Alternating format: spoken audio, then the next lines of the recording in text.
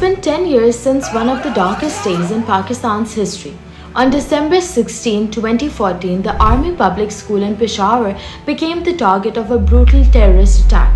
In just a few hours, over 150 lives were lost, 132 school children along with their teachers and staff members. Today, as we remember those lives, we must look beyond the numbers. We must remember the stories. It began like any other school day.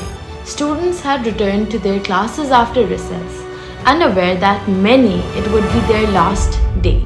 In one classroom, 18-year-old Yasser Iqbal sat attentively in the auditorium, listening to a lecture. Elsewhere, 6-year-old Khala Bibi was starting her first day of school, excited to finally join her older siblings, unaware that it would also be her final one. Khala, just 6 years old, was the youngest victim that day.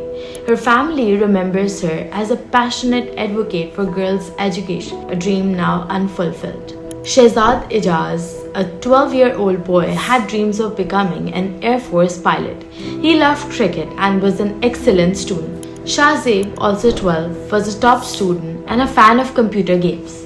When the attack began, he did not hesitate to risk his life to save his friends. Ziaullah Islam, another 12-year-old, aspired to be an electrical engineer. His family remembers his love for math and his enjoyment of simple moments like sipping hot soup with his brother. Fahad Hussain, 13, also dreamed of becoming an Air Force pilot. When the attack occurred, he opened a door to help his friends escape, staying behind to make sure everyone got out.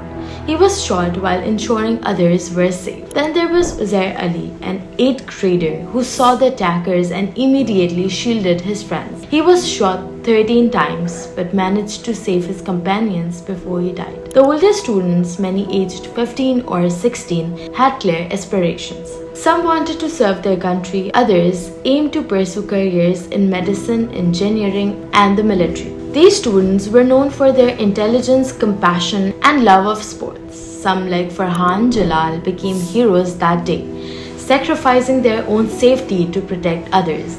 The teachers and staff also displayed extraordinary courage. Sami, Ehsanullah, Hafsa Khush, and many others stayed behind to help the children during the attack, ultimately sacrificing their lives in the process. These are just a few of the stories, each one representing a life cut short and a family forever changed. But their impact remains. The aftermath of the APS attack shook Pakistan to its core.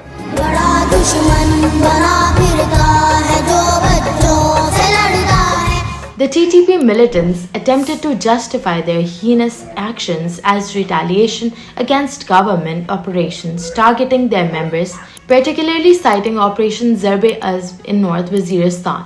But the nation, devastated by the loss of so many innocent lives, began to realize the importance of education as a powerful countermeasure against extremism.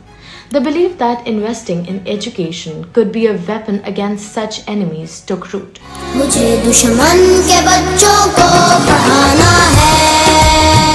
In response to the grief, a collective determination emerged to strengthen the education system and resist extremism.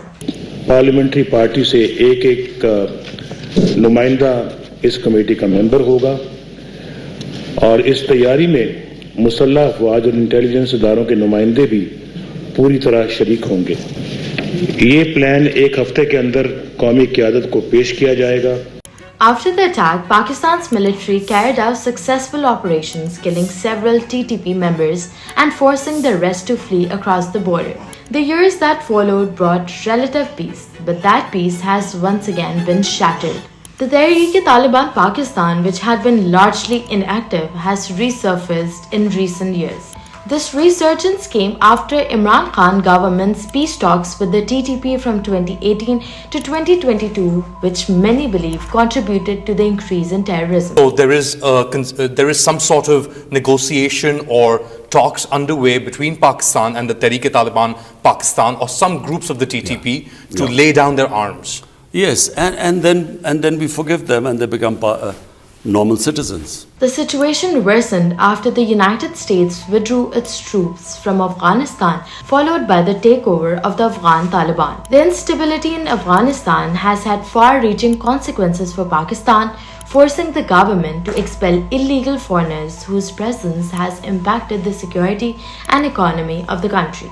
This decision came in the wake of numerous bloody attacks by TTP and its affiliates, primarily targeting security forces in Khyber Pakhtunkhwa and Balochistan. According to the Pakistan Institute for Conflict and Security Studies, there were at least 71 attacks by armed groups in November alone, most of them in Khyber Pakhtunkhwa and Balochistan. These attacks resulted in the deaths of at least 127 militants. The total number of attacks in 2024 has already surpassed last year's total, with more than 850 incidents recorded by November, compared to 645 in 2023. These attacks have resulted in over 1,000 deaths, including civilians and law enforcement personnel. As we reflect on the tragedy of December 16, 2014 and the impact it continues to have on Pakistan, we are reminded that the fight against extremism is far from over.